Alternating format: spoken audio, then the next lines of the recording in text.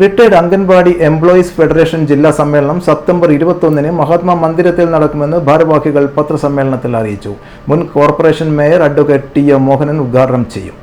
അപ്പോൾ ആ ഉണ്ടായ അംഗൻവാടികളെല്ലാം നല്ല നിലയിൽ പോയിക്കൊണ്ടിരിക്കുന്ന അവസ്ഥയെന്നാണ് ഇപ്പോൾ ഈ അംഗൻവാടി കുട്ടികളില്ലാത്ത ഒരവസ്ഥയിലേക്ക് എത്തിയിട്ടുണ്ട്.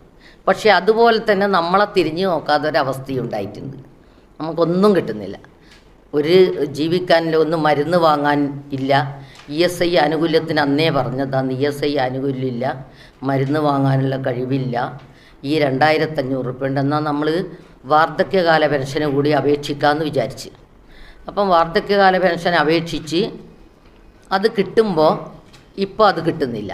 ഇപ്പോൾ ഈ 1600 രൂപ ഒരു ജോലിയും ചെയ്യാതെ വീട്ടമ്മമാർക്ക് കൊടുക്കുന്ന 1600 രൂപയിൽ ഇപ്പോൾ കിട്ടുന്നത് 600 രൂപ മാത്രമാണ്. അപ്പോൾ ഈ 2500 രൂപ 600 രൂപ മാത്രമേ നമുക്ക് കിട്ടുന്നുള്ളൂ. വേറെ ഒരു പൈസയും ഇത്രയും കാലം നമ്മളെ ക്ഷേമനിധി പിടിച്ചിട്ട് ക്ഷേമനിധി വിഹിതമായി നമുക്ക് പിരിയുമ്പം തരുന്നത് 46,000 രൂപ മാത്രം.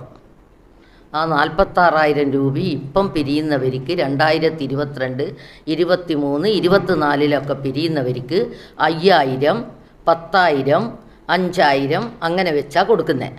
മൊത്തം ഒരുമിച്ച് കിട്ടുന്നില്ല.